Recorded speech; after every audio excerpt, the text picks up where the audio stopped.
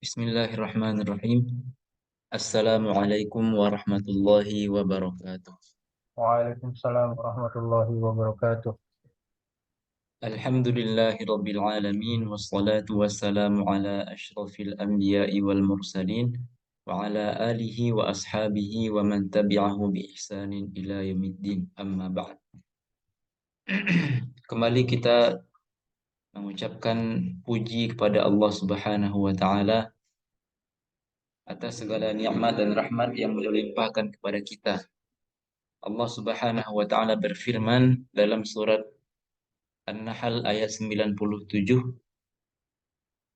"Man 'amila shalihan min dzakarin aw untha wa huwa mu'min, falanuhyiyannahu hayatan thayyibah."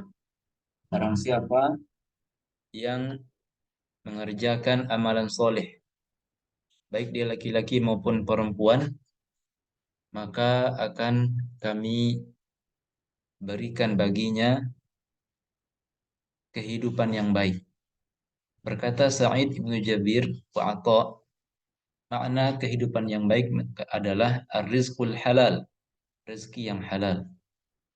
Berkata Al-Hasan radhiyallahu anhu, maknanya adalah al-qanaah. Ada lain yang menafsirkan bahwa makna kehidupan yang baik adalah dia hidup dalam ketaatan. Ada juga yang menafsirkan manisnya ketaatan. Ini di antara makna-makna kehidupan yang baik yang Allah janjikan bagi orang-orang yang beramal soleh dan dia beriman, dalam keadaan beriman. Beriman dengan pahala yang Allah janjikan, menyempurnakan rukun-rukun imannya yang 6 itu. Falanuhyiyannahu hayatan thayyibah. Kemudian berkata Al-Hasan juga, la tatibul hayatu li ahadin illa fil jannah.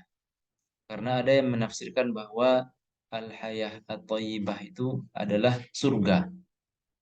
Maka ada yang berkata bahwa tidaklah hidup itu terasa baik bagi seorang manusia melainkan kelak di surga. Kemudian banyak lagi tafsiran yang lain yang mengatakan atau yang menekankan kepada kita fadilah mengukuhkan iman serta fadilah beramal soleh, yang mana nanti muara dari tafsir-tafsir ini juga adalah kepada agar kehidupan kita berorientasi kepada akhir. Kemudian salawat dan salam untuk Rasulullah Sallallahu Alaihi Wasallam. Beliau berkata dalam hadis yang diriwayatkan oleh Abu Musa al-Ash'ari radhiyallahu anhu, anna Rasulullah sallallahu alaihi wasallam qala, man ahabba dunyahu adarra bi akhiratihi. Barang siapa yang mencintai dunianya, niscaya dia pasti akan mengorbankan kehidupan akhiratnya. Wa man ahabba akhiratahu adarra bi dunyahu. Dan barang siapa yang lebih cinta pada kehidupan akhiratnya, niscaya pasti akan ada kehidupan dunia yang akan ada urusan dunia yang akan dia korbankan. Maka Nabi melanjutkan sabdanya, fa'athiru ma yabqa ala ma yafna. Maka dari itu utamakanlah atau pilihlah yang kekal dibandingkan yang fana. Ma'asyiral muslimin wal muslimat rahimani wa rahimakumullah. Kata Imam Syafi'i radhiyallahu anhu rahimahullah taala dalam bait-baitnya yang terkenal, isbir 'alal muril jafa min muallimi fa inna rusubal ilmi fi nafaratihi. Sabarlah di atas kerasnya seorang guru. Sesungguhnya rusubal ilmi, sesungguhnya gagal dalam belajar adalah ketika kita kabur dan tidak sabar atas perlakuan guru. Wa man lam yazuq murrat ta'allumi sa'atan tajarra dhullal jahli qula hayatihi. Barang siapa yang tidak mau merasakan pahitnya belajar walaupun sebentar, ia sungguh telah memberanikan diri untuk merasakan kejahilan sepanjang hidupnya. Wa man fatahu at-ta'limu waqta syababihi fakabbir 'alaihi arba'an liwafatihi. Barang siapa yang tidak pernah belajar di waktu mudanya, maka ucapkanlah takbir kepadanya 4 kali sebagai lambang atas kewafatannya. Ayatul fata wallahi bil ilmi wat tuqa illam yakuna ta'tibara li hayatihi. Kehidupan seorang pemuda itu demi Allah adalah dengan ilmu dan dengan takwa. Jika dua-dua hal itu tidak ada, maka seakan-akan hidupnya tidak ada artinya. Semoga Allah Subhanahu wa taala membimbing jalan kita, memberi kita taufik agar senantiasa dalam menuntut ilmu, agar senantiasa Allah Subhanahu wa taala membimbing kita menjadi orang yang bertakwa. Amin ya rabbal alamin. Wa akhwat rahimani wa rahimakumullah. Insyaallah pada malam ini kita akan melanjutkan kajian kita dalam kitab Safinatus Shalah, yang mana kita sudah sampai pada syarat salat yang kedua. Bukan sudah sampai, tapi baru sampai pada syarat salat yang kedua. Syarat yang pertama kemarin adalah harus suci badan kita, pakaian kita, serta tempat salat kita dari. Yang kedua, syarat yang kedua adalah berkata al-muallif rahimahullah taala. Siapa penulisnya? Al-Allamah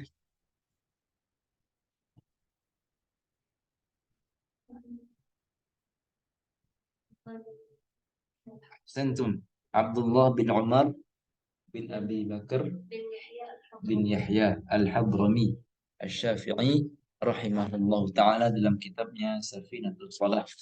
Nafa'ana Allahu bi'ulumihi fid dharain amin. Asy-syartu ats-tsani taharatun bil wudu'i wal ghusli. Syarat kedua adalah bersuci dengan berwudu dan dengan mandi. Jazakallahu khairan atas yang menjawab. Bersuci dengan berwudu dan dengan mandi. Lalu beliau rahimahullah taala di sini akan memulai dengan wudu terlebih dahulu. Tentunya ini sandarannya adalah Al-Qur'an. A'udzubillahi minasyaitonirrajim. Ya ayyuhalladzina amanu idza qumtum ilas salati faghsilu wujuhakum wa aydiyakum ilal marafiq wamsahu bi ru'usikum wa arjulakum ilal ka'bain. Al-Qur'an surat Al-Maidah. Bahwa dalam ayat itu Allah Subhanahu wa taala menerangkan kepada kita tentang syarat salat. Idza qumtum ila shalah, jika kalian hendak melaksanakan salat. Walaupun dari segi arti barangkali idza qumtum itu artinya jika kalian telah melaksanakan salat. Namun makna yang diinginkan adalah jika kalian hendak melaksanakan salat. Dalam ayat lain Allah mengatakan fa idza qara'tal Qur'an fasta'idz billah. Jika kalian hendak baca Al-Quran, maka bacalah a'udzubillah. Itu makna. Tapi kalau kita artikan secara harfiah, fa'idha qara'ta, dan jika engkau telah membaca, qara'ta itu kan fi'il madhi yang maknanya kejadian telah usai. Namun makna yang diinginkan bukan itu. Kalau itu maknanya fa'idha qara'ta Quran, jika engkau telah selesai, maka berta'awudlah minal jinnati wan nas. A'udzubillahi minasyaitonir rajim. Misalnya habis baca An-Nas baru a'udzubillah, kan bukan itu maknanya. Maknanya kalau kita ingin baca Al-Qur'an maka berta'awudzulah. Maka sama dalam Al-Qur'an ini, ya ayyuhalladzina amanu idza qumtum ila shalah. Jika engkau ingin melaksanakan salat, maka berwudulah. Apa wudu itu? Yaitu pertama mencuci wajah hingga rukun-rukun akhir yang akan kita bahas. Ya. Kemudian Rasulullah sallallahu alaihi wasallam bersabda, "La yaqbalullahu salata ahadikum idza ahdatsa hatta yatawadda." Allah tidak akan menerima salat seseorang dari kalian jika dia berhadas sampai dia berwudu. Maka dari itu, penulis Safinatus Shalah rahimahullah taala menyebutkan kepada kita tentang rukun-rukun wudu. Pertama, kata beliau rahimahullah taala, al-awwal niyatut thaharati lis-shalah. Rukun pertama adalah niat. Innamal a'malu binniyat. Amalan itu bergantung pada niatnya. Maka karena wudu adalah sebuah amalan, maka tentu ia butuh pada niat. Kemudian beliau rahimahullah taala, di sini kita akan detailkan atau rincikan perkataan beliau, niyatut thaharati lis-shalah. Ini beliau ini sekarang sedang berbicara tentang apa kira-kira? Waktu berniat atau tempat niat atau tujuan niat atau apa? Niat bersuci untuk melaksanakan sholat. Mimbabil faedah bahwasanya niat itu barakallahu fikum ada 7 pembahasannya yang barangkali akan kita detailkan pada daurah-daurah berikutnya. Haqiqatun hukmun mahallun wa zaman. Kaifiyatun syartun wa maqsudun hasan. Haqiqatun, pengertian niat. Haqiqatun, syartun. Haqiqatun, tadi kita katakan haqiqatun hukmun. Hukum niat apa? Mahallun, tempat niat di mana? Apakah di lisan atau di hati? Wazaman, waktu berniat kapan? Kaifiyatun, cara berniat, apa yang kita niatkan? Syartun, syarat-syarat niat. Maksudun, apa tujuan niat? Namun di sini beliau berbicara tentang apa kira-kira ini? Waktu niat kah atau kira-kira Ustazah? Tentu tentang tata cara berniat. Ya, tentang tata cara berniat. Maksudnya apa yang kita niatkan gitu loh. Ketika kita mau niat berwudu, apa sih yang kita niatkan? Beliau mengatakan, ya kita niat wudu lah atau niat untuk bersuci, niat bersuci untuk melaksanakan sholat. Niat niat bersuci untuk melaksanakan sholat atau niat bersuci untuk mengangkat hadas. Itu yang beliau katakan di sini, yaitu taharah li shalah au raf'il hadas au nahwihima, atau niat-niat yang lain. Contohnya niat nawaitul wudu saja sudah cukup. Aku berniat berwudu. Bil qalbi, dalam hati. Berarti ini berbicara tentang um, apa itu? Siapa ya? Ahsan, mahal, tempat niat, tempat niat. Nah, maksudnya adalah di hati. Beliau ingin menegaskan kepada kita bahwasanya tempat inti niat itu adalah hati. Makanya para ulama mengatakan jika berbeda yang di mulut dengan yang di hati, itu yang dihitung atau yang dianggap apa namanya ya, eh, yang diambil adalah yang di hati. Contohnya orang niat sholat zuhur, di hatinya asar, tapi dia di lisannya zuhur. Sekarang contohnya, afwan, contohnya sekarang waktu isya, di lisannya niatnya sholat isya, tapi di hatinya niatnya malah niat maghrib. Nah, maka yang diambil adalah yang di hati. Otomatis nggak sah dong.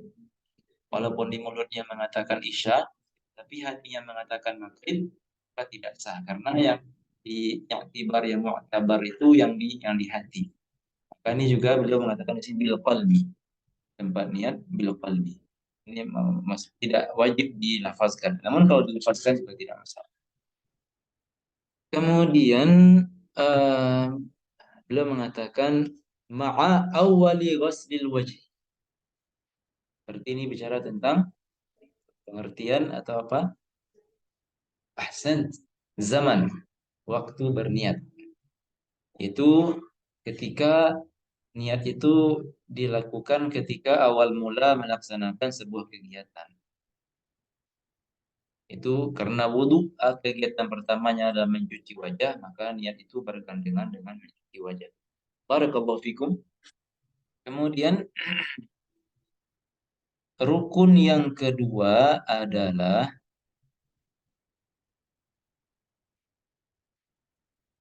mencuci wajah. Lalu beliau menyebutkan tentang batas-batas wajah. Wajah di mana taruh?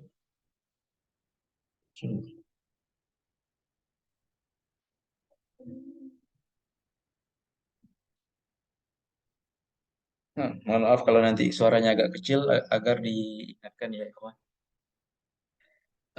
Batas-batas wajah, dia mengatakan min mabda'i tastihil jabhah ila muntahaz zaqni wa minal uzun ilal uzun. Batas-batas wajah yang wajib dicuci adalah kalau dari atas ke bawah berarti dari tempat tumbuh rambut pada umumnya. Tempat tumbuh rambut pada umumnya. Orang normal rambutnya tumbuh di mana? Berarti di situ dimulainya. Ila muntahaz zaqni, sampai ujung dagu. Sampai sini. Sampai di sini. Wa minal uzun, ini dari apa ya ini ya, tulang yang kecil ini, ilal uzun. Maka batas-batas ini mesti kita cuci ketika berwudu. Beliau mengatakan bahwa batas wajah itu sampai dagu bagian bawah. Nah, seakan-akan memberi kita isyarat bahwa yang bagian area sini ini bukan termasuk dari wajah. Nah, ini kaitannya nanti dengan aurat ketika sholat, bahwa ini wajib ditutup ketika sholat karena dia bukan wajah. Sedangkan yang boleh terlihat dari wanita hanya wajah saja. Dan wajah itu batas-batasnya cuma sampai di dagu saja. Ala kulli hal nanti kita jelaskan lebih detail bahwa beliau mengatakan bahwa batas-batas wajah itu adalah yang kita sebutkan barusan. Ini patokannya orang normal. Jadi walaupun orang botak sekalipun, profesor, ya, dokter atau pokoknya orang yang rambutnya enggak di sini, melainkan sudah botak, maka tetap mengikuti patokan orang normal di sini, dari sini mencuci wajah. Bukan dari apa tempat rambutnya yang sekarang, tapi tetap patokannya orang normal pada umumnya. Wa minal uzun ilal uzun illa batina lihyatir rajul wa 'aridaihi al-kathifaini. Beliau ingin mengatakan bahwa wajah itu wajib dicuci dan semua rambut-rambut atau bulu pada wajah juga wajib dicuci, baik itu alis atau bulu mata atau kumis. Ada 20 macam bulu yang ada di wajah. Semuanya wajib dicuci. Illa batin lihyatir rajul. Kecuali ada dua pengecualian yang tidak wajib dicuci. Pertama adalah bagian dalam dari jenggot laki-laki yang tebal. Dan bagian dalam dari jambang laki-laki yang tebal. Jadi barang siapa yang punya jenggot dan jambang yang tebal, berewok, maka cukup cuci bagian luarnya saja dan dianjurkan untuk menyela-nyela bagian dalamnya. Apa standar tebal atau tipisnya itu? Kira-kira ada ikhwah yang ingin memberikan partisipasinya? Kapan dikatakan tebal dan kapan dikatakan tipis? Awan Ustaz mau jawab. Tafadhol, Ustaz Bayu. Kalau yang namanya tebal itu jadi permukaan kulit jenggotnya tidak kelihatan. Kalau yang tipis, walaupun ada jenggotnya, tapi masih tetap kelihatan kulitnya. Wallahu a'lam Ustaz. Barakallahu fikum. Jazakallah khair. Nah, Ustaz. Di yang Iya. tebal itu ada dua Bayu, Ustaz Bayu Gunadi sama Bayu Susanto. Ustaz Bayu Susanto. Nah, yang tebal itu adalah yang mana kulit yang di belakang jenggot tidak kelihatan, maka dia dinamakan tebal. Itu kalau kita sedang di majlis takhotub. Ya. Kalau duduk kita bersama teman kita di majlis sekitar 1,5 meter jaraknya, jika dia nggak bisa melihat bagian dalam dari kulit, maka itu termasuk tebal. Tapi kalau kulit kelihatan seperti yang punya saya, maka ini tergolong tipis. Maka wajib untuk mencuci bagian bagian dalam dari kulit tersebut. Barakallahu fikum. Kemudian yang ketiga, ghuslu al-yadain ma'al mirfaqain. Rukun ketiga adalah mencuci kedua tangan sampai kedua siku. Kemudian yang keempat, mashu aqalli syai'in min basyaratir ra'si aw sya'rihi idza lam yakhruj al-mamsuhu minhu bil mad an haddir ra'si. Mengusap sebagian kulit kepala atau sebagian rambut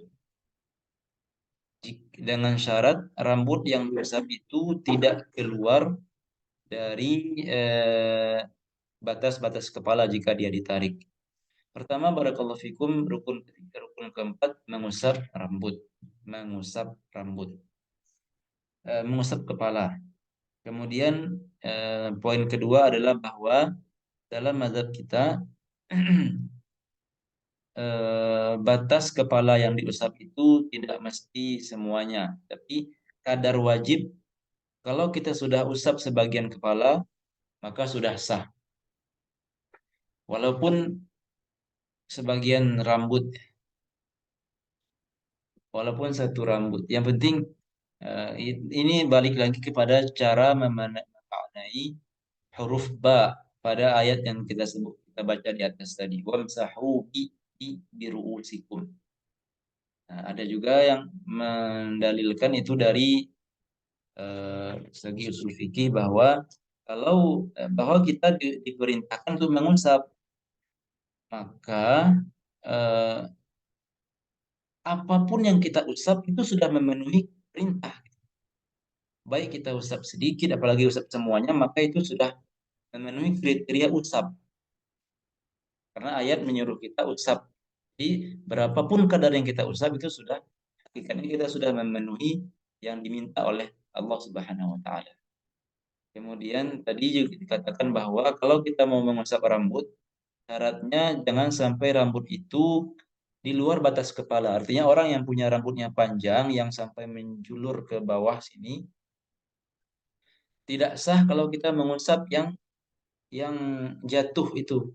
Kenapa? Karena dia sedang berada di luar wilayah kepala. Tapi usaplah yang sedang berada di batas-batas kepala.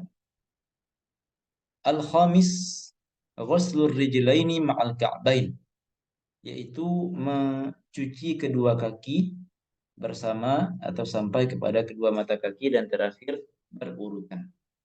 Barakallahu fikum, berkata Syekh Nawawi Al-Bantani rahimahullah taala dalam kitabnya Safinah Sulam Al-Munajah bahwa bersuci itu ada dua macam. Ada bersuci namanya ainiyah dan ada bersuci hukmiyah. Bersuci ainiyah itu adalah yang kita sucikan tepat pada tempat yang diminta. Contoh menyucikan najis. Kan kita kalau terkena najis, contohnya bagian tangan ini, maka kita mencuci tepat pada yang terkena najis. Itu namanya toharoh ainiyah.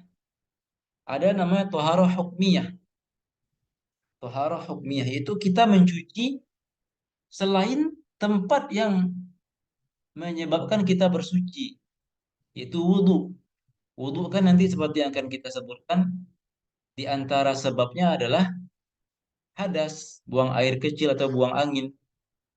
Tempat buang anginnya di mana, kita mencuci yang mana. Nah, maka ini kata Syekh Nawil Bantani, ini namanya toharoh hukmiyah. Kenapa? Karena kita mencuci bagian eh, yang bagian lain yang maksudnya hadasnya di mana kita mencuci yang lain. Nah, ini namanya toharoh hukmiyah. Kemudian toharoh banyak lagi, kita dikejar waktu.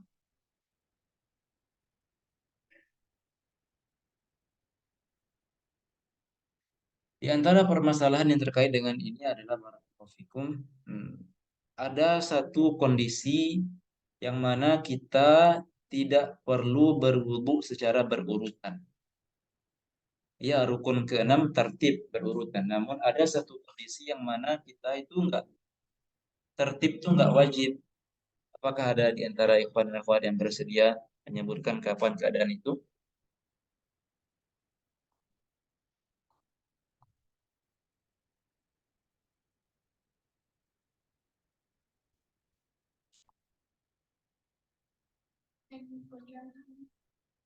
Sentum, yaitu ketika seseorang nyemplung ke dalam air dengan niat berwudu.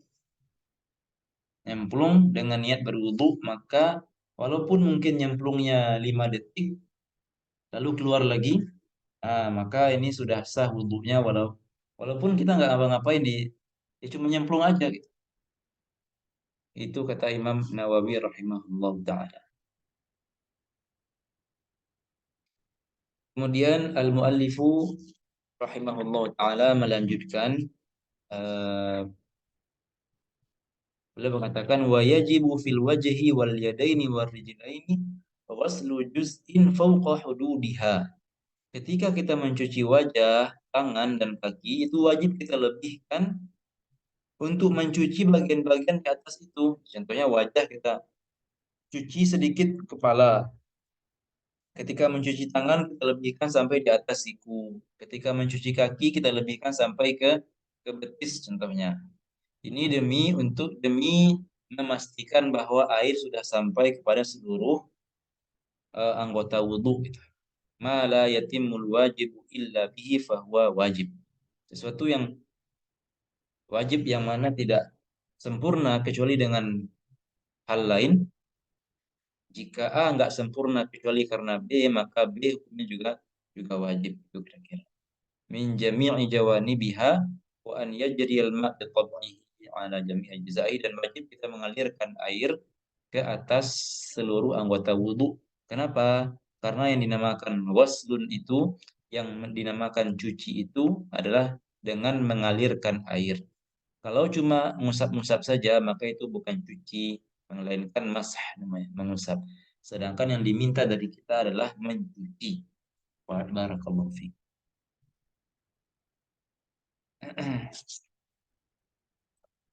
Selanjutnya,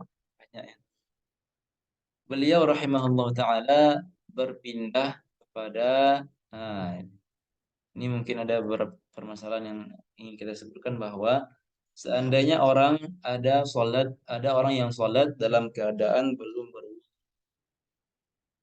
apa konsekuensi atau apa akibatnya? Tentu akibatnya pertama adalah sholatnya belum sah. Namun di sisi lain ada efek atau ada akibat positifnya juga. Apa itu? Bahwa dia Al-Quran atau ayat-ayat yang dia baca ketika sholat, dia dapat pahala karena membaca itu. Walaupun sholatnya nggak sah, tapi dari segi baca Al-Qurannya dia dapat pahala. Selama dia hadasnya bukan hadas besar, bukan junub. Kemudian juga dia dapat pahala zikir-zikir. Subhana rabbiyal azim, dapat pahala zikir. Baik dia junub maupun tidak. Dan dia juga dapat pahala atas niat melakukan sholatnya.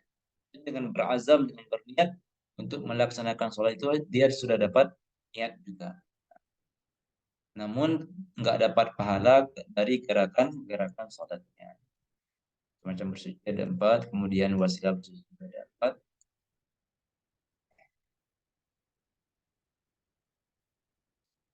Disunnahkan kita berwudu lebih dahulu sebelum tidur. Kemudian bagi orang junub, kalau mau ronde 2 atau orang junub mau minum atau mau makan, disunnahkan berwudu terlebih dahulu. Mungkin hikmahnya agak lebih lebih fresh. Kata Syekh Zubat, summal wudu'u sunnatun lil junubi inaumihi au in yata au yashrabi. Kemudian juga disunahkan berwudu ketika mau belajar, ya, seperti yang kita laksanakan sekarang ini, maka alangkah baiknya kalau kita dalam keadaan berwudu.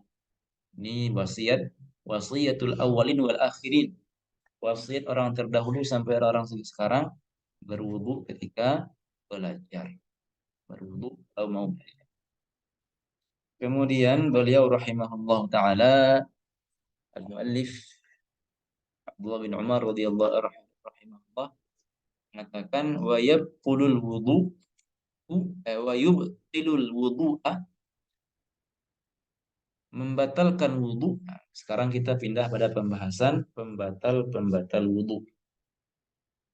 Pertama, pembatal wudu adalah kullu ma kharaja minal qubul wad dubur. Semua yang keluar dari dua lubang, yaitu qubul dan dubur. Itu ini dua istilah yang sudah ma'ruf. Ainan aurihan, baik dia berupa benda ataupun berupa angin. Jadi semua yang keluar dari dua lubang tersebut membatalkan wudhu. Barakallahu fikum. Ini sifatnya umum, baik yang keluar itu sifatnya adalah padat ataupun cair. Baik dia adalah sesuatu yang eh, eh, sesuatu yang najis ataupun sesuatu yang suci. Angin itu disifati suci oleh para ulama. Afwan, kentut atau angin itu disifati suci oleh para ulama. Baik yang keluar itu adalah sesuatu yang terbiasa keluar dari sana ataupun sesuatu yang jarang keluar dari sana. Yang biasa keluar ya barangkali kotoran. Yang nggak biasa keluar mungkin contohnya adalah uang, contohnya uang logam yang tertelan atau apalah contoh. Atau contoh lainnya adalah ulat. Bahkan disebutkan oleh ulama bahwa kalau ada ulat yang cacing atau ulat cacing, orang yang terkena cacingan, kalau cacingnya itu iseng-iseng mengeluarkan kepalanya aja lalu dia masuk lagi, maka batal wudhunya. Kenapa? Karena sesuai kan dengan ketentuannya, semua yang keluar dari, walaupun dia nggak terpisah, walaupun dia ya itu kan belum putus, kepalanya masih nyambung dengan badannya, tapi karena dia keluar maka wudhu kita batal. Berarti yang masuk batal nggak kira-kira? Yang masuk ke dalam dua lubang itu batal nggak kira-kira? Contohnya ketika berenang masuk air contohnya. Enggak ya, enggak batal. Sahih, enggak batal. Yang membatalkan itu kalau ada yang keluar, bukan yang masuk. Tapi kalau airnya keluar lagi nanti tentu batal. eh jadi semua yang keluar itu membatalkan wudhu. Ada satu pengecualian yang mana dia keluar dari kubul, namun dia enggak membatalkan wudhu. Apa itu? Air mani Ustaz. Nah, barakallahu fikum. Mani. Kata para ulama, mani tidak membatalkan wudhu dengan syarat dia keluar, contohnya keluar karena menghayal contohnya, atau ya atau melihat sesuatu yang membangkitkan syahwat kemudian keluar maninya, maka wudhunya nggak batal namun menyebabkan mandi wajib. Kaidah mengatakan ma aujaba a'zamal amrayn bi khususihi lam yujibil adna bi umum. Karena keluar mani itu menyebabkan mandi wajib, maka dia tidak menyebabkan batalnya wudhu. Panjang nanti ceritanya. Rahimani wa rahimakumullah. Itu pembatal yang pertama. Semua yang keluar dari dua lubang. Pembatal yang kedua kata beliau rahimahullah ta'ala, walam suhuma bi butunir rohati au butunil asabi'. Menyentuh kemaluan dengan bagian dalam dari tangan atau bagian dalam dari jari. Menyentuh kubul dan dubur dengan bagian dalam telapak tangan atau bagian dalam dari jari.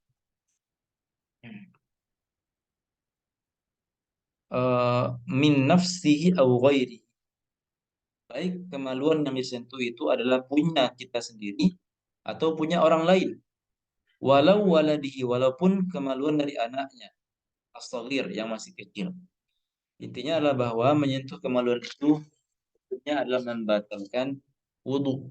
Berkata Rasulullah SAW, man massa dzakarahu fala yusalli hatta yatawadda. Barang siapa yang menyentuh kemaluannya, maka janganlah dia sholat sampai dia berwudu. Nah, kemudian juga kata Nabi SAW, man afdha biyadihi ila zakarihi. Barang siapa yang menyentuh kemaluannya dengan tangannya, laisa dunahu sitrun, tidak ada pembatas antara tangan dengan kemaluan, wajib alaihi wudu, maka wajib baginya untuk berwudu.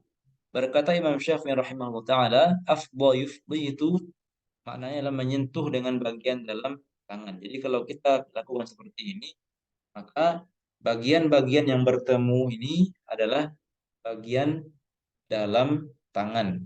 Yang mana kalau kita sentuh kemaluan dengan bagian-bagian yang bertemu ini, maka wudhu kita batal.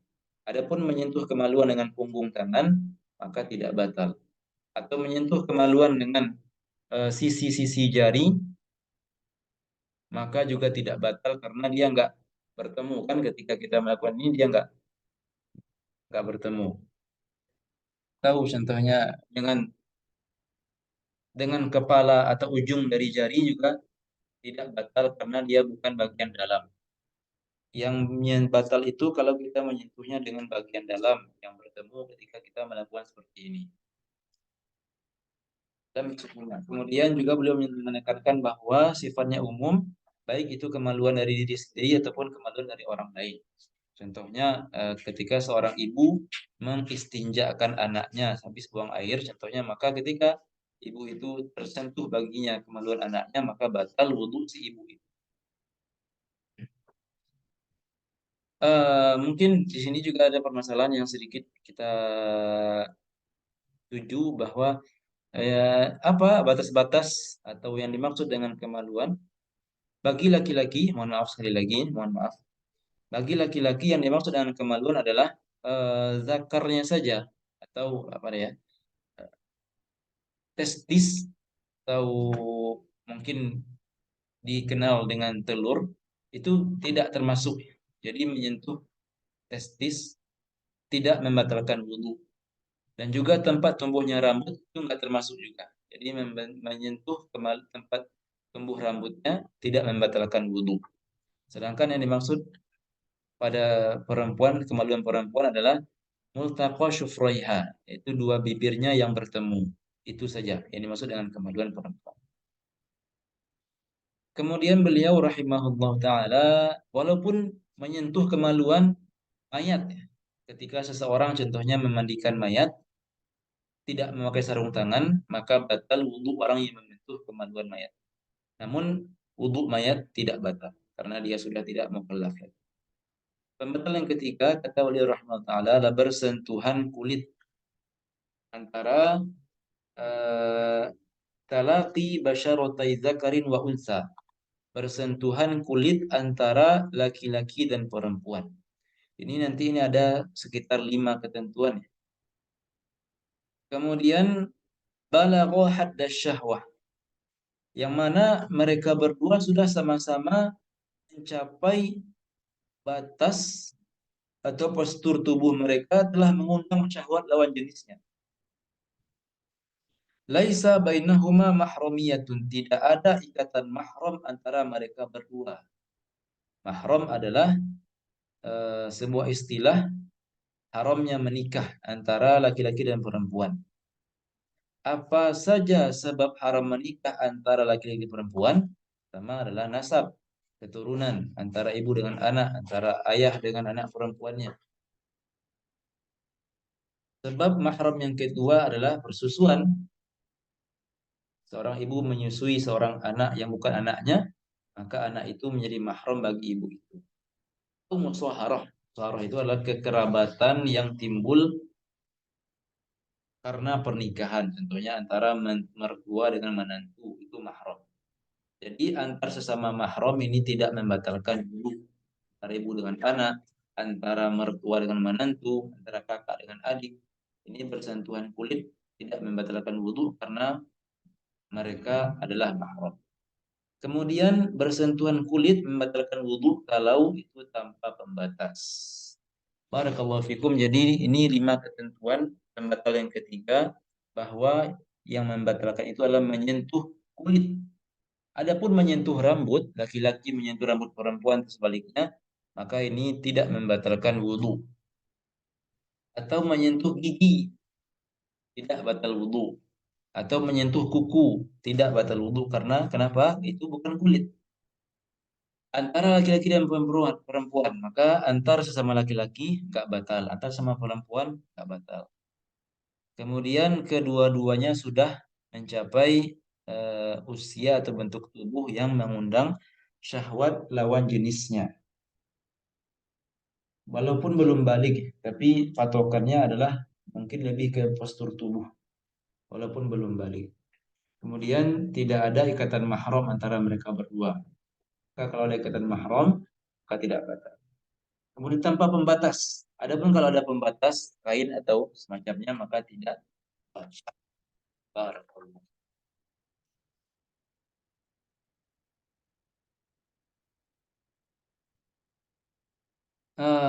Jumlah mahram ada 22, mungkin nanti bisa dibaca saja. Yang terakhir adalah hilang akal, zawalu al-aqli, atau hilang kesadaran tepatnya ya. Hilang kesadaran, baik itu karena tidur atau pingsan atau mabuk dan lain sebagainya. Kecuali satu keadaan yang mana jika kita tidur dalam keadaan itu, maka tidak batal wudhu kita. Kapan? Beliau mengatakan illa man nama qa'idan, orang yang tidur dalam keadaan duduk, mumakkinan halqata duburi, yang mana beliau itu mengokohkan duduknya sehingga lubang duburnya terkunci. Duduknya lurus, kedua-dua pinggulnya tercacah, menyentuh lantai, dan dia duduk. Adapun kalau dia telentang pasti batal. Atau dia satu kakinya ditegakkan atau dia agak miring, yang mana ada kemungkinan duburnya nggak terkunci, maka maka wudhunya batal. Maka ini mungkin barangkali kabar gembira atau apa lah ya istilahnya bagi bapak-bapak kami yang tidur ketika khutbah Jumat.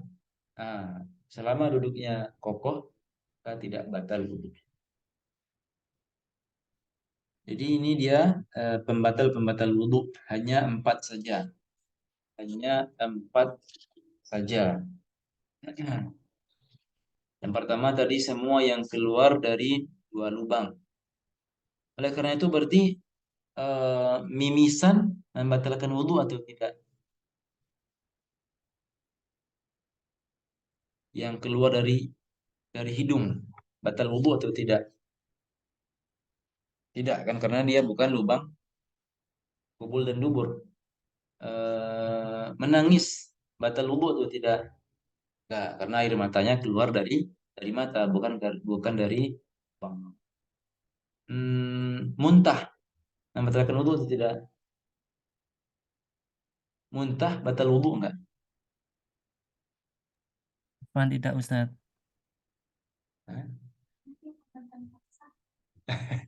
Barakallahu fiik. Tidak, muntah enggak membatalkan wudhu, cukran. Kenapa? Karena keluarnya bukan dari kubul dan dubur. Sedangkan yang membatalkan itu adalah yang keluar dari kubul dan dubur saja. Makan minum batal wudhu atau tidak?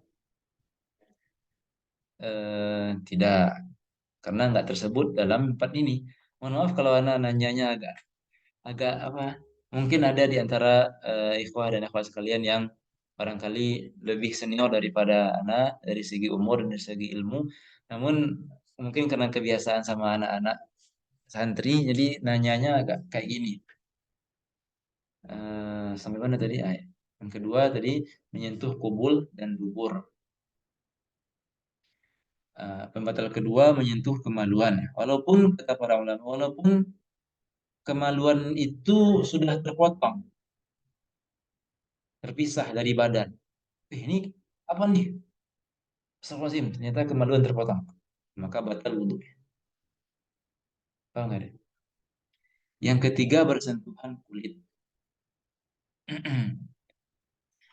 Eh, Kalau Anda mau bertanya, izin bertanya, ketika terjadi persentuhan kulit, itu yang batal apakah wudhu laki-laki saja atau perempuannya saja atau kedua-duanya?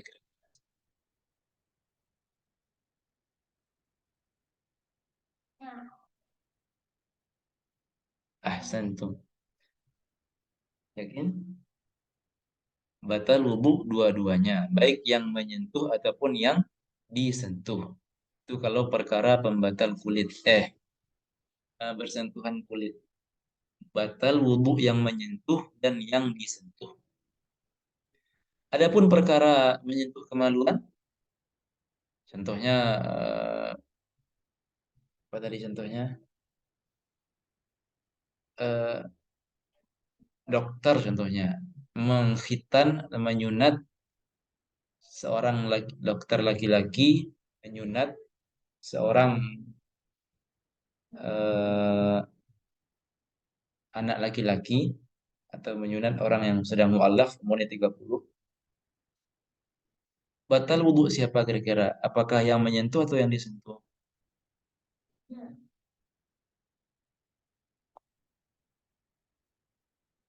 Ahsantum, yang menyentuh saja.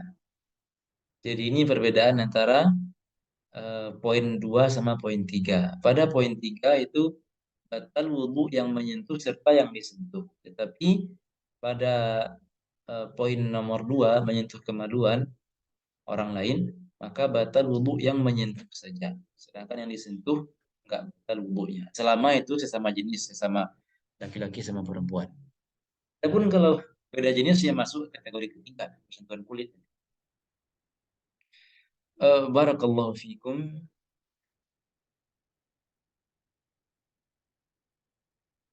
Kenapa wudhu enggak batal ketika duduk itu? Tidur karena duduk, karena suatu ketika para sahabat radhiyallahu anhum menunggu waktu Isya sampai kepala mereka terjatuh-jatuh kayak gini, menandakan mereka berarti tidur. Kemudian datang Rasulullah SAW dan para sahabat tadi langsung sholat tanpa memperbarui wudhu, dan Rasul pun tidak mengingkari mereka, maka difahami bahwa duduk yang demikian itu tidak membatalkan wudhu. Setelah membahas tentang wudhu, penulis rahimahullah ta'ala membahas tentang mandi wajib, yang memulai pembahasannya dengan sebab-sebab yang mewajibkan kita mandi. Tentu mandi ini ada 5 macam ya, ada mandi wajib, ada mandi sunnah seperti sebelum sholat Jumat, ada mandi yang mubah boleh, itu mandi biasa sehari-hari itu dengan tujuan menyegarkan badan atau dengan tujuan membersihkan badan. Selama enggak kita iringi dengan niat yang solehah, maka mubah saja nggak dapat pahala. Tapi kalau kita iringi dengan niat contohnya agar segar untuk belajar, agar apalagi ya lebih semangat ibadah, maka dapat pahala. Ada mandi yang hukumnya makruh, ada mandi yang hukumnya haram. Itu kalau kita mandi pakai air hasil curian. Beliau rahimahullah taala mengatakan, amma al-ghuslu,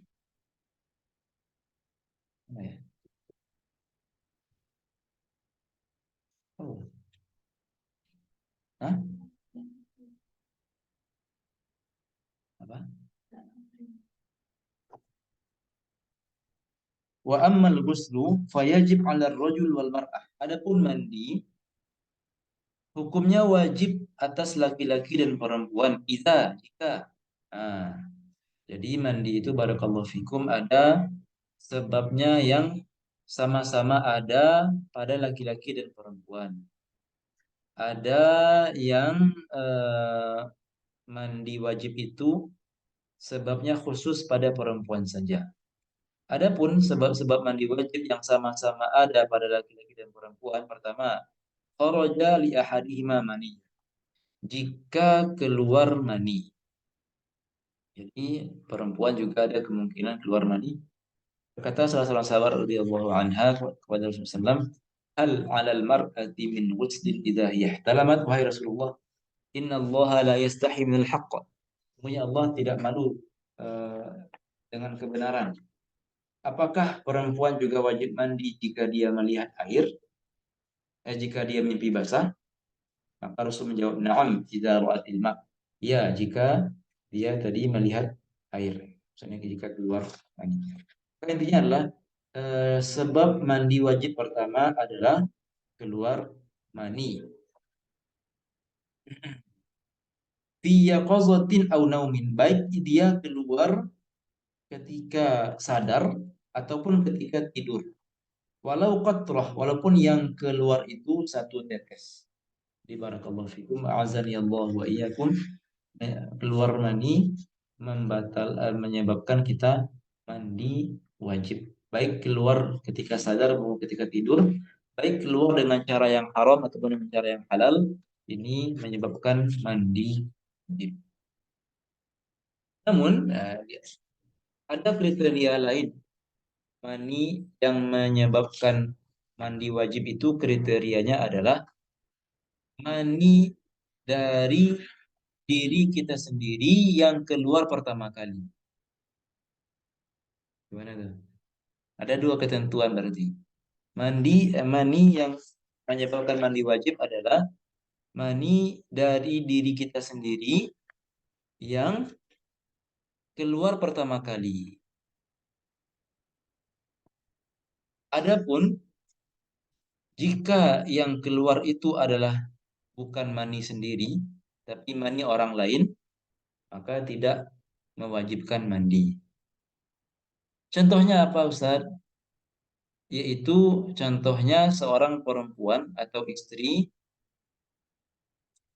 yang ketika hubungan biologis belum sampai pada puncak syahwatnya, tetapi suaminya telah sampai. Kemudian setelah hubungan biologis, mereka sudah mandi wajib. Tiba-tiba habis mandi wajib, keluar mani dari kemaluan perempuan. Nah, maka sesungguhnya itu bukanlah mani dari perempuan itu, tapi mani suaminya yang tadi. Maka ini tidak mewajibkan mandi lagi, melainkan membatalkan wudhu saja. Jadi itu dia kriteria yang pertama, mani dari diri sendiri. Adapun mani orang lain, maka tidak menyebabkan mandi wajib, melainkan hanya membatalkan wudhu saja. Gambarannya adalah yang kita sebutkan tadi. Kemudian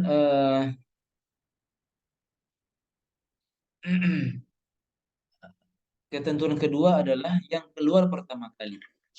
Adapun mani yang keluar, jika seseorang sudah keluar mani, kemudian dia masukkan lagi, lalu keluar lagi, berarti dia itu keluarnya kan untuk kedua kali. Maka itu tidak menyebabkan mandi wajib, melainkan membatalkan wudhu saja. Nggak tahu kebayang atau enggak, cuma ini cuma membacakan pendapat-pendapat para ulama. Jadi itu dua kriteria mani yang menyebabkan mandi wajib.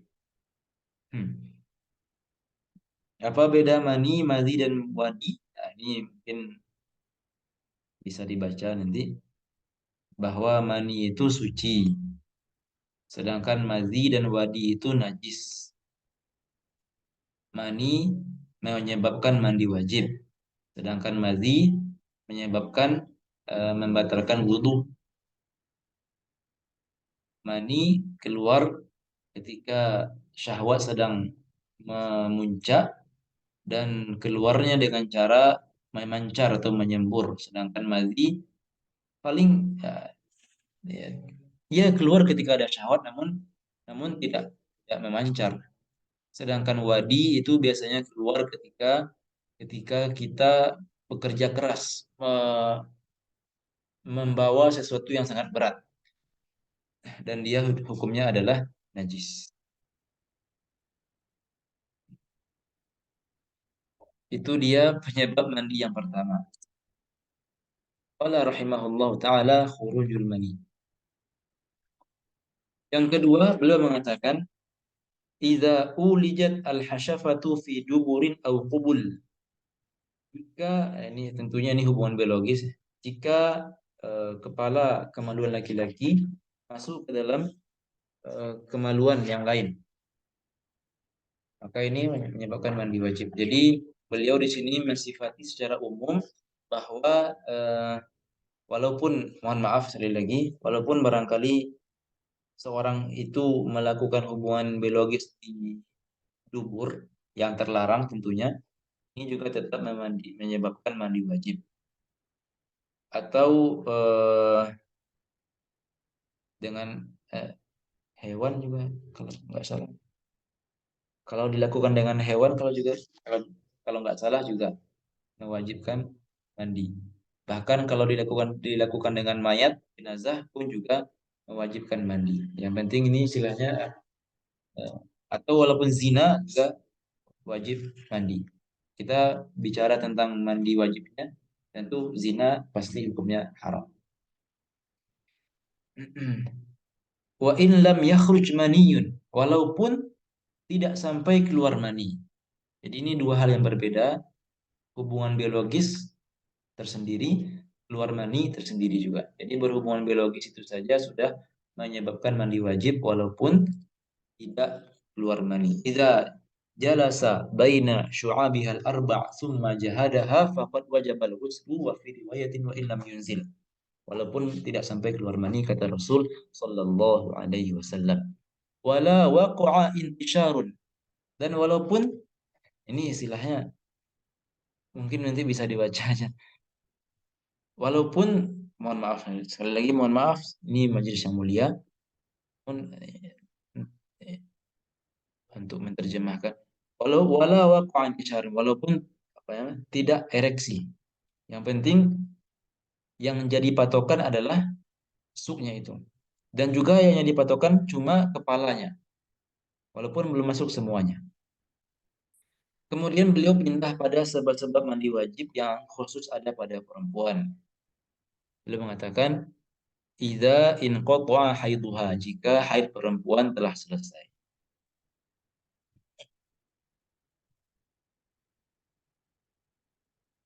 Sebenarnya wajib mandi itu ketika haid selesai dan ketika perempuan hendak melaksanakan sholat. Adapun kalau contohnya haidnya selesai jam 8 pagi dan zuhur masih lama, ya enggak wajib segera mandi jam 8. Wajib. Namun tentunya boleh juga. Tentu lebih bagus bisa sholat duha. Namun dari segi wajib atau enggaknya, enggak wajib segera. Wajibnya itu bergantung kepada kapan kita mau sholat. Jadi wajibnya mandi bagi perempuan itu terdiri atau tergabung dari dua hal. Pertama, haidnya selesai. Kedua, keinginan melaksanakan sholat. Di situ wajib. Kemudian beliau rahimahullah ta'ala mengatakan, au nifasuha, jika telah selesai nifasnya. Nifas adalah darah yang keluar setelah melahirkan atau setelah kosongnya rahim dan belum berlalu 15 hari. Darah yang keluar setelah kosongnya rahim dan belum berlalu 15 hari. Adapun darah yang keluar sebelum melahirkan maka bukan nifas. Dan juga yang keluar ketika melahirkan juga bukan nifas. Kenapa? Karena pengertian nifas adalah yang keluar setelah melahirkan. Setelah kosongnya rahim. Adapun kalau seorang perempuan punya bayi kembar, keluar satu, kemudian keluar darah. Darah itu nifas atau enggak? Dia ada dua janin di perutnya. Satu keluar, kemudian keluar darah. Apakah itu tergolong nifas atau tidak? Dia keluar setelah melahirkan loh. Siapa yang menjawab? Nah, ahsan. Belum nifas karena rahimnya belum kosong. Dan belum berlalu 15 hari. Adapun kalau perempuan itu setelah melahirkan nggak ada darahnya sampai berlalu 17 hari baru keluar darah, maka itu bukan nifas tapi itu adalah haid. Aw waladat walau alaqatan. Sebab ketiga adalah setelah perempuan itu melahirkan.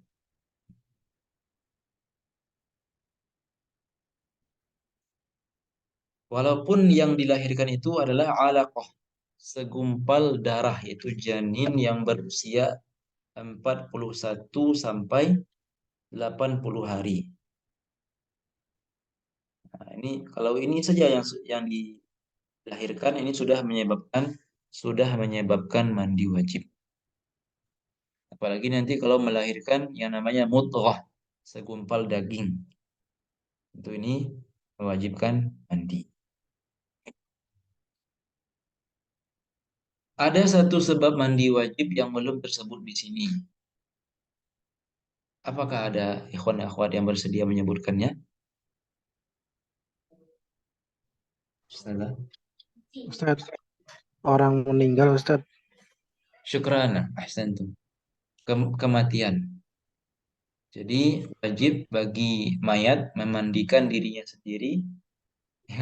Wajib bagi orang yang hidup untuk memandikan jenazah secara fardu kifayah. Semua yang tersebut di sini kan wajib bagi diri kita sendiri mandi. Keluar mani ya kita sendiri yang mandi. Sedangkan jenazah tentu yang memandikan orang lain, bukan dia sendiri. Kalau ada karomah. Itu dia sebab-sebab mandi wajib.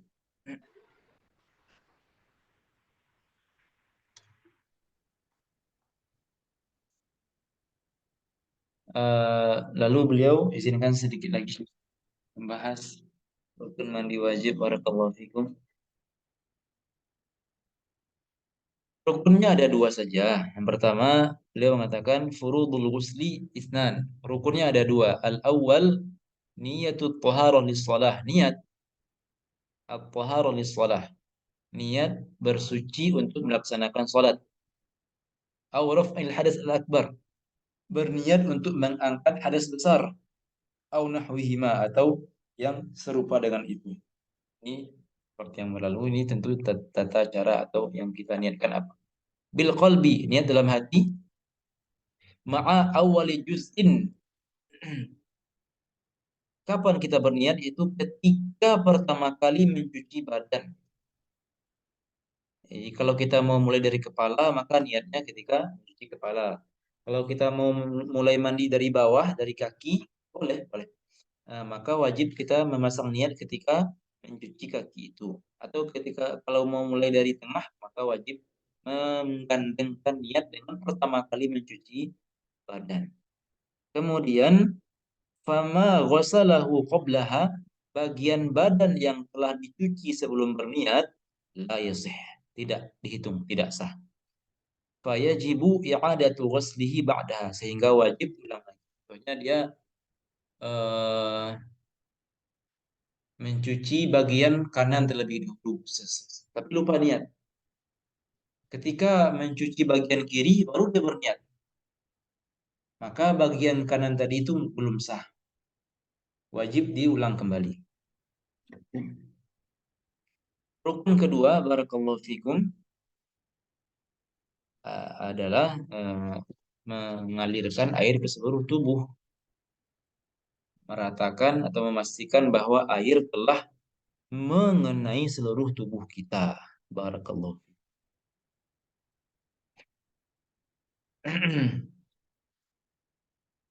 eh, al-basyarah wa sya'ar, baik dia kulit maupun rambut. Fayajibu ghuslu batin katsifis sya'ar, maka sehingga wajib kita mencuci bagian dalam dari rambut yang tebal. Ini agak beda dengan wudhu tadi ya. Kalau jenggotnya tebal itu wajib mencuci bagian luar saja, tapi kalau ketika mandi wajib, ini wajib mencuci semuanya. Wa yajib ghuslu ma yarahu an-nazir min al-udhun, wajib mencuci bagian yang tampak dari telinga kita. Kalau orang melihat telinga kita, terus bagian yang tampak ini wajib dicuci karena dia dihukumi bagian luar badan. Wa ma yazhar halat taghawwud min ad-dubur, dan bagian yang tampak ketika buang air besar dari dubur kita. Wa baqati, dan lipatan-lipatannya. Wa ma yazhar min farjil mar'ah idza jalasat ala qadamaiha, dan bagian yang tampak dari kemaluan perempuan jika dia duduk di atas kedua kakinya, mungkin jongkok. Wa batin khulfah man lam yukhtan, dan bagian dalam dari kemaluan laki-laki yang belum dikhitan. Misalnya umurnya 20 tahun tapi belum sunat, maka yang di bawah kulit yang wajib dibuang itu, bagian bawah kulit yang wajib disunat itu dihukumi secara hukum, itu hukum zahir, hukum apa ya? Hukum luar badan. Walaupun sekarang tertutup dengan kulit, namun secara hukum dia dihukumi bagian luar badan. Maka wajib untuk menyampaikan air ke sana. Fayajib an yajriyal ma bitab'ihi ala kulli dzalika, dan wajib mengalirkan air di atas seluruh yang tersebut. Di antara permasalahan adalah kalau seseorang itu berkumpul padanya dua mandi wajib. Contohnya habis hubungan biologis dan keluar mani. Maka cukup niatnya satu niat saja.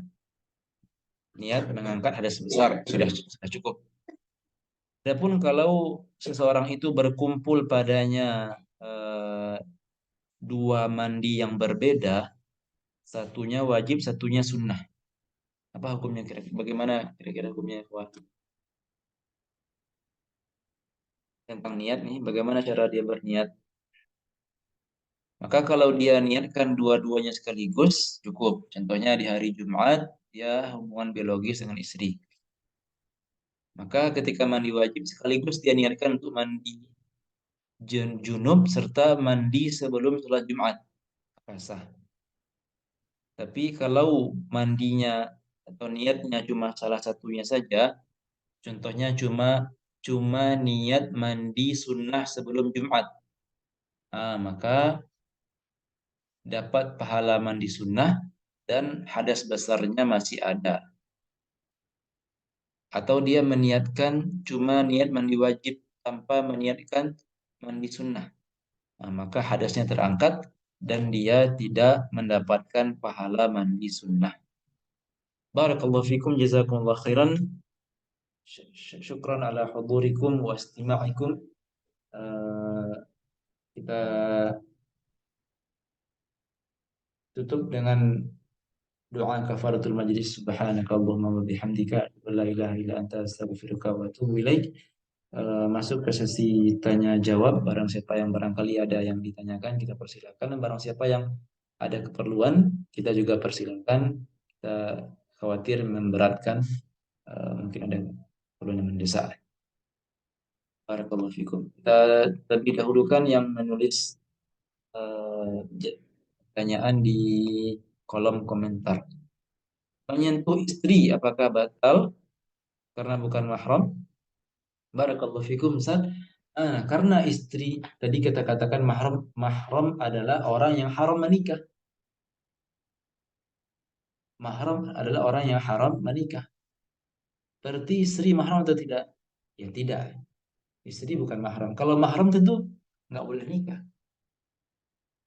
Maka dari itu menyentuh istri adalah membatalkan wudhu. Ini agak susah nih barangkali ini, apalagi yang baru menikah.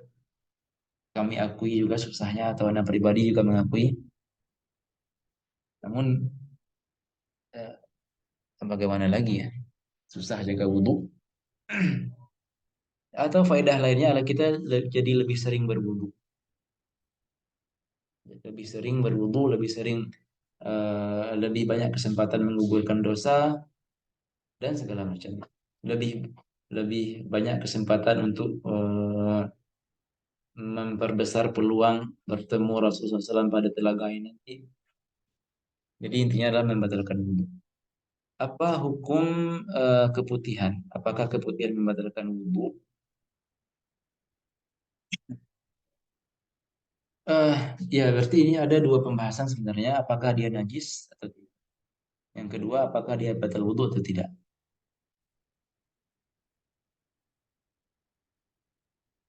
Tentu eh, yang anak ketahui saat ini keputihan itu kan keluarnya dari bagian dalam, bukan dari bagian luar, di bagian dalam. Maka karena dia keluar dari bagian dalam, maka dia membatalkan wudhu. Apakah dia najis atau tidak? Kalau dia keluar dari area, mohon maaf lagi, mohon maaf, banyak-banyak mohon maaf.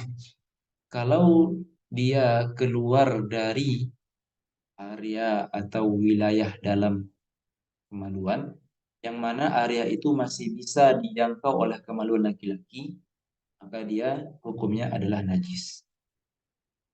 Ini tentu mungkin untuk memastikannya mungkin kita eh, diperlukan eh, keterangan dokter apakah dia keluarnya dari mana. Pastinya Allah taala alam.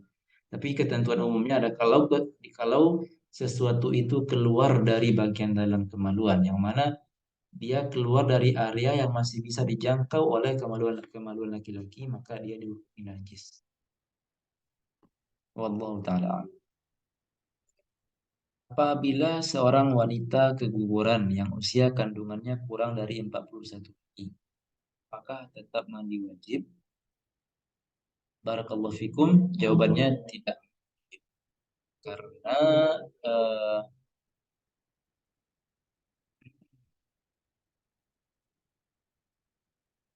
dia masih nutfah. Ya, dalam hadis, misla dzalik tsumma yakunu 'alaqatan misla dzalik tsumma yakunu inna ahadakum yujma'u khalqu fi batni ummi arba'ina yawman nutfatan. Dia masih nutfah sehingga tidak mewajibkan mandi, melainkan hanya membatalkan wudhu saja.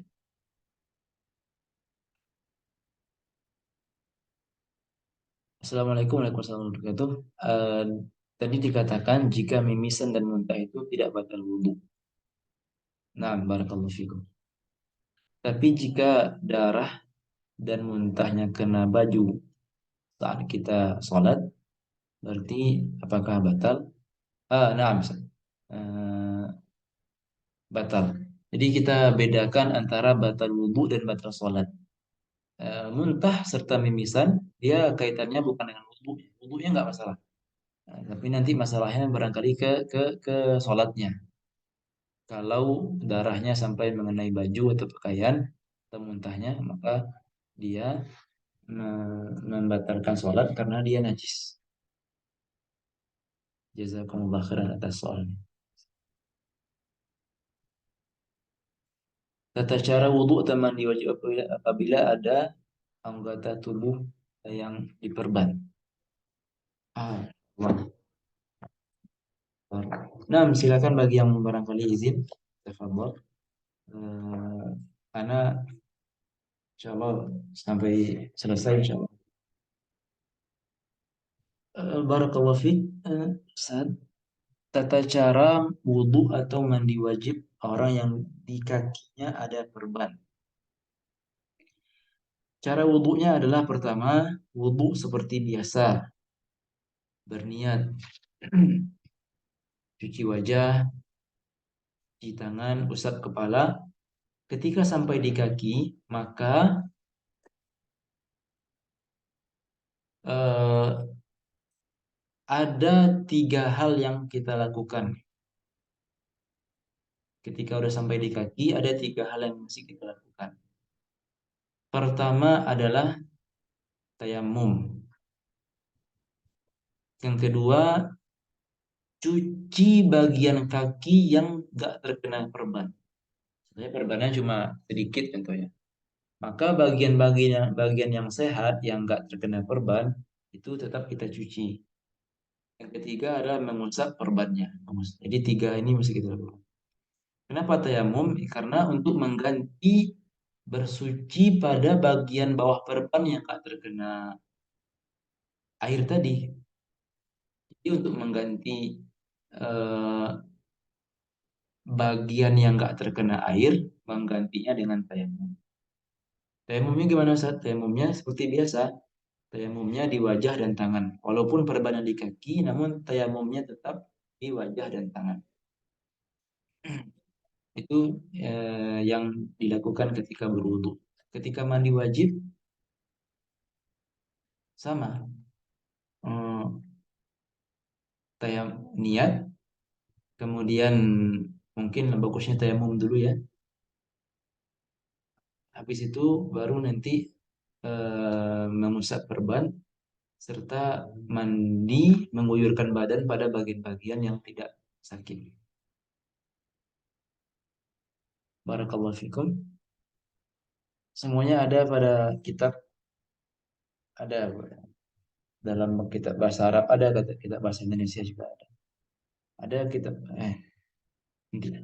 Kemudian ada yang bertanya juga bahwa kalau kita sedang sholat Jumat tapi ngantuk bahkan tidur saat dengar khutbah, kaki dijulurkan lurus, namun posisi belakang kita tertutup menempel di lantai. Apakah itu batal wudhunya tidak? Ketika khutbah Jumat tidur dalam keadaan kaki dijulurkan ke depan, lurus ke depan. Namun posisi belakang kita tertutup menempel di lantai. Ya, yang jadi patokan adalah yang penting kita duduk dalam keadaan, mohon maaf, bokong menempel ke tempat duduk. Walaupun kakinya diluruskan ke depan atau bersila, maka wudhunya tidak batal. Namun tentunya eh, usahakanlah tidak tidur. Jika seseorang yang tidak memiliki tangan, yaitu putus sampai pergelangan tangan dan menyentuh kemaluannya, apakah batal wudhunya? Seseorang yang tidak memiliki tangan, putus, tidak membatalkan wudhu. Eh, karena ya berarti gugur darinya hukum ini. Sebagaimana orang yang putus tangannya sampai ke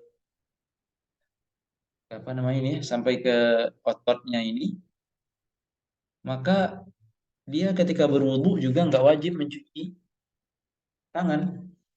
Putus sampai ke anggaplah putusnya sampai ke setengah otot ini, maka gugur darinya kewajiban mencuci tangan. Namun disunahkan untuk mencuci yang tersisa.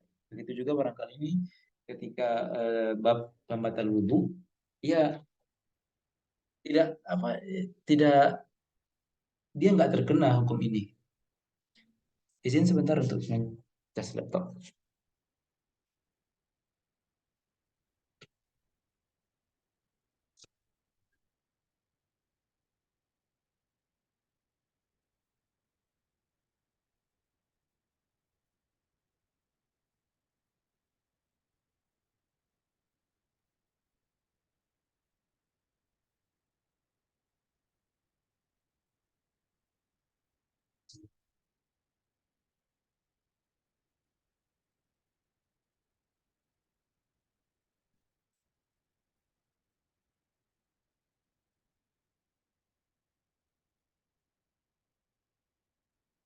Uh, Kemudian ada pertanyaan lain.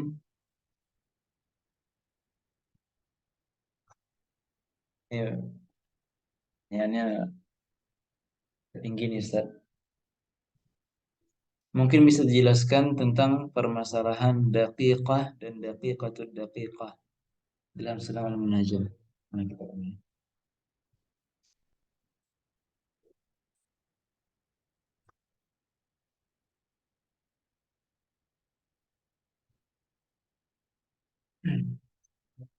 berkata,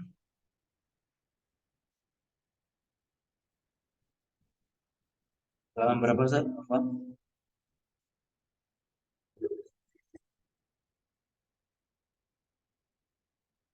44, Ustaz. Halaman 44. 44. Berkata Syekh Nawawi bin Ta'ala, "Wain bagi an yatafaqqan min man yagtasil min nahwi ibriq li daqiqah." Orang yang mandi wajib dari sebuah bejana,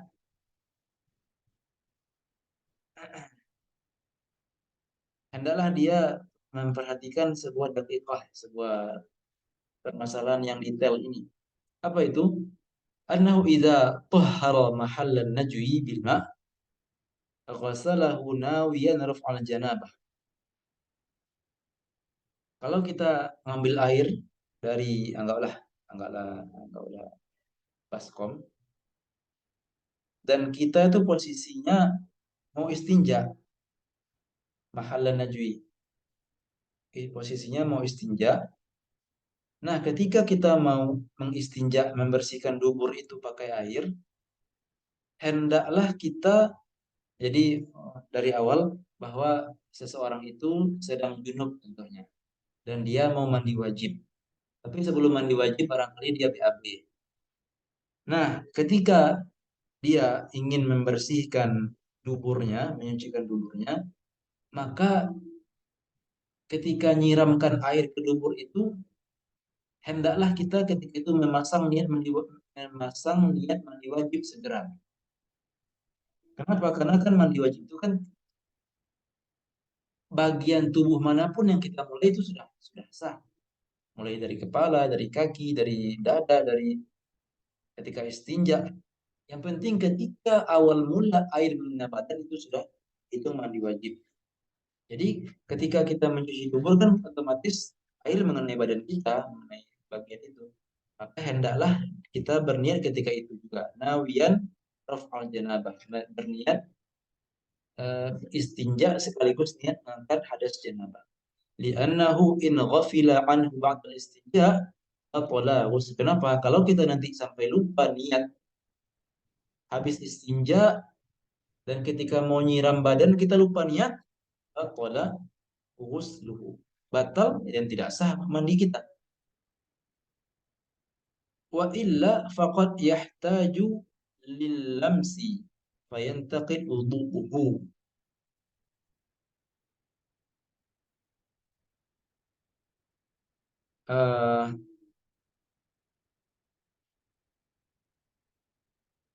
Kalau kita enggak niat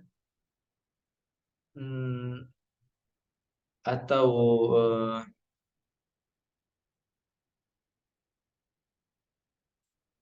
masih ada yang sabar menunggu 21 orang. Ana mikirnya takut memberatkan yang lain. Wa illa faqad yahtaju lil lamsi. Kalau kita contohnya istinja sambil mandi, contohnya dia orangnya junub, kemudian sebelum mandi wajib dia pipis dulu. Habis pipis dia nggak langsung istinja, tapi langsung mandi wajib.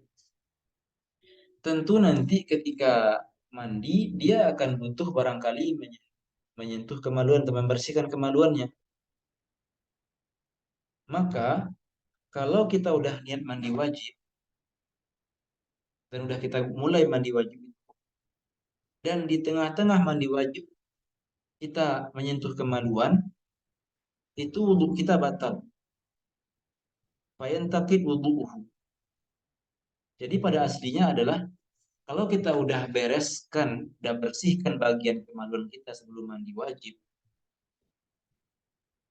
dan habis itu kita guyur semua badan, dan ketika mandi kita nggak menyentuh kemaluan, itu habis mandi kita langsung boleh sholat walaupun nggak berwudu. Ini belum mengatakan wa illa faqad yahtaju lil lamsi fayantaqid wudu. Kalau demikian kadang-kadang kita perlu untuk ketika mandi wajib. sehingga wudhu kita batal. Au ila kulfatin fi laffi khirqatin ala yadi.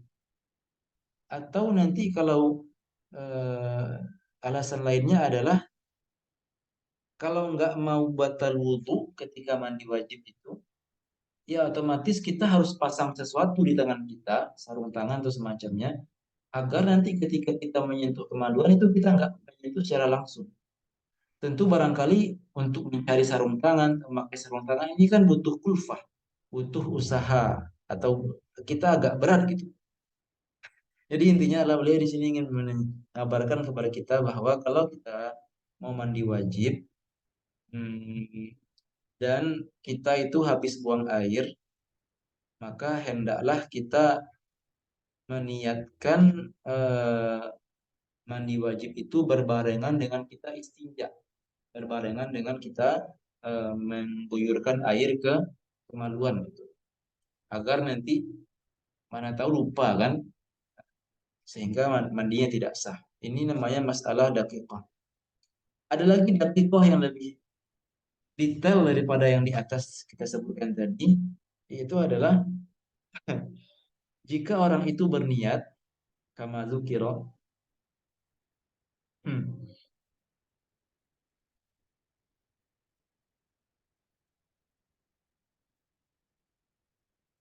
anggaplah tadi orang itu janabah tadi ya, junub.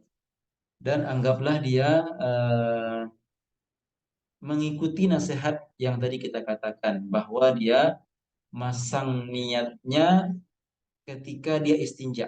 Ketika dia istinja langsung, wah ini kan air nih mengenai tubuh saya, maka langsung saya niatkan mandi wajib. Oke, dia ikuti nasihat itu. Nawa kama dzukira wa massa dzalika, tentu ketika istinja kita kan menyentuh kemaluan. Ketika istinja kita menyentuh kemaluan kan? Iya dong. Kemudian beliau mengatakan wa massa dzalika ba'da niyah. Habis niat istinja, habis niat tentu menyentuh kemaluan karena dia istinja. Wa raf'i janabatil yad au ma'ahuma kama huwa al-ghalib hasala biyadihi hadatsun asghar faqat. Fala budda min ghasliha ba'da raf'i hadatsil wajhi biniyati raf'i al-hadath al-asghar lita'azzuri al-indiraji. Maka ketika seseorang yang tadi itu udah berniat berbarengan dengan mencuci, berbarengan dengan istinja, maka eh, maka apa setelah itu, maka bagian tangan yang menyentuh kemaluannya tadi itu sedang ditimpa oleh hadas kecil, sehingga apa, sehingga orang itu nanti ketika udah mulai mandi setelah mencuci wajahnya itu wajib dia cuci tangannya dengan niat mengangkat hadas kecil. Jadi yang terkena hadas kecil cuma bagian tangannya sendiri yang menyentuh kemaluan tadi saja. Enggak semua, bukan anggota wudhunya yang terkena hadas kecil, tapi bagian tangan yang dijadikan untuk menyentuh kemaluan ketika istinja tadi ini terkena hadas kecil.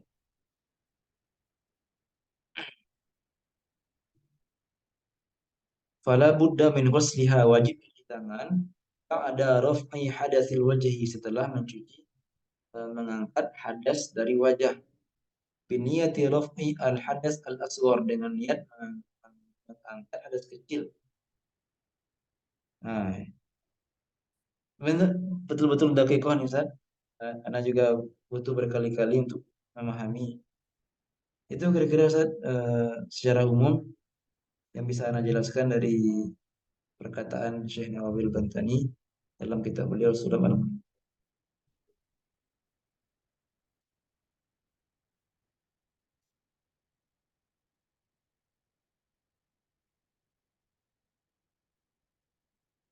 Jadi yang dimaksud dengan daqiqah tadi adalah an-niyah inda ghusli mahallil istinja.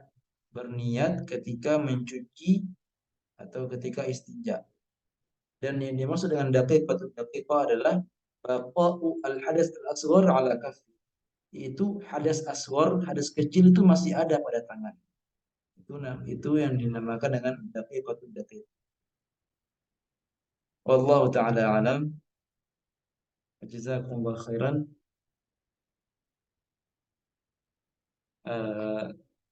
Sekali lagi kita tutup dengan doa kafaratul majlis. Subhanaka Allahumma wa bihamdika la ilaha illa anta astaghfiruka wa atubu ilaik. Syukran kasiran atas kesabaran dari teman-teman semua. Assalamualaikum warahmatullahi wabarakatuh. Waalaikumsalam warahmatullahi wabarakatuh.